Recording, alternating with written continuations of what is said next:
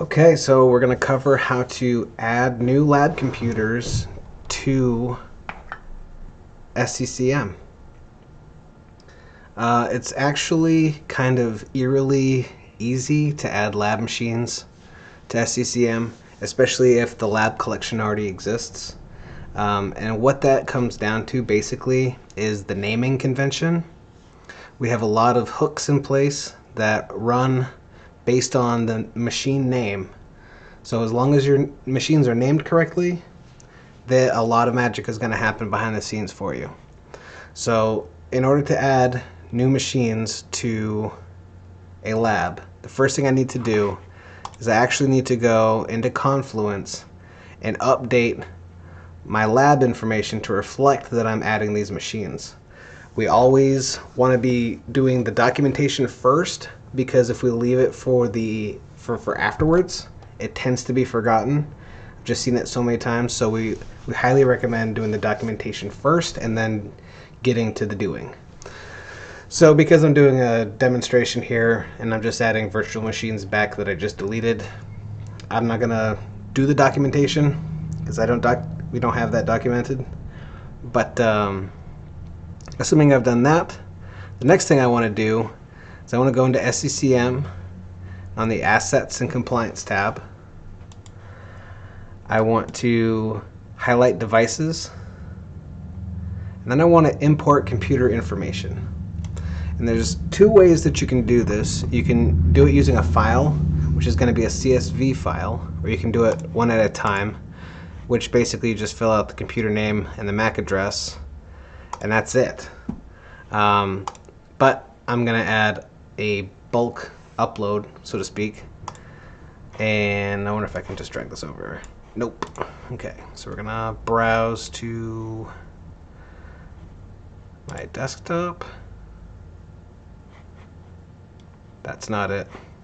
That's my desktop on the remote computer that I'm working on. So what I want to do is I want to go to Users, Aaron Smiley, Desktop, that. Oh, and I still have that open in Excel. So this is what that file would look like. No headers, MAC address, machine name. So I'll go ahead and close that.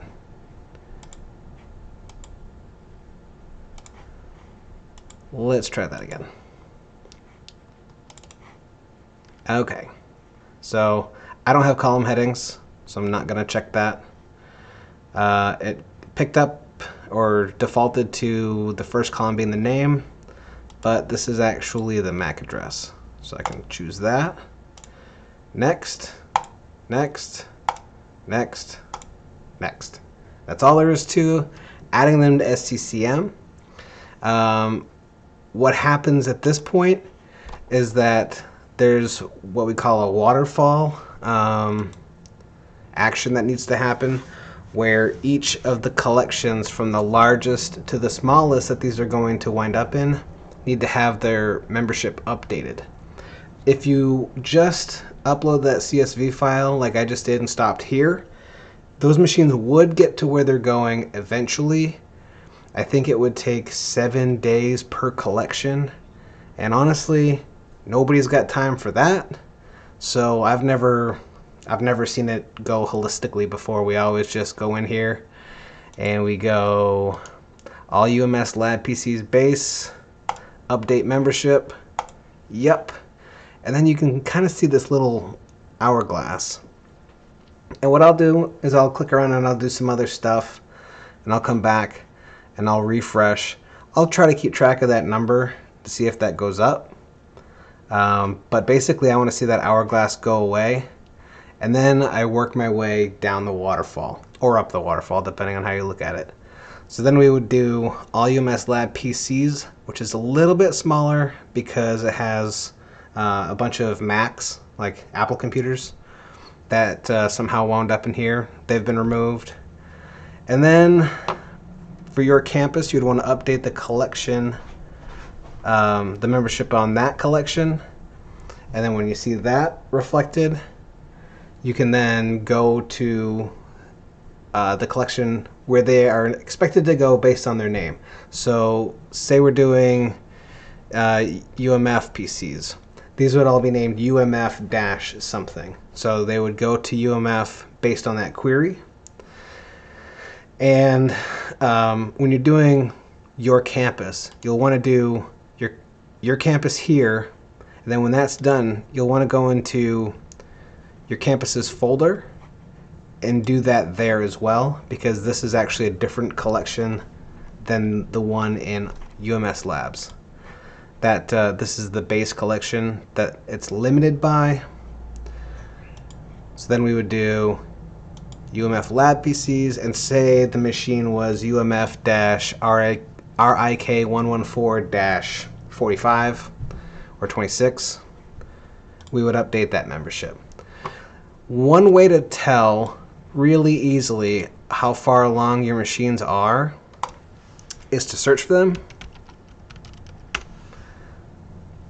So if I do that and I pull this guy up, I can see there's a collections tab. So we're already in that first collection of the waterfall. So now I can come back down to UMS Labs, drop him down, and UMS Lab PC is the smaller one. There, we'll want to update the membership. Yes. And we'll get the wheel. You know, we'll go make some popcorn or something like that and try not to burn it because that smells awful. Then we'll come back. You don't have to keep checking to see what collections you're in. Normally, I just give each one about 5 minutes. Sometimes I get impatient and I wind up going through the waterfall 4 or 5 times before my machines get to where they're going. But you don't have to do that if you're patient and you give them enough time to update with each click. So that's all there is to adding lab PCs to existing collections. If you've got a new lab that you're establishing and you're going to need a new collection, I would check out the Confluence page on managing lab collections. That's going to help guide you through that process.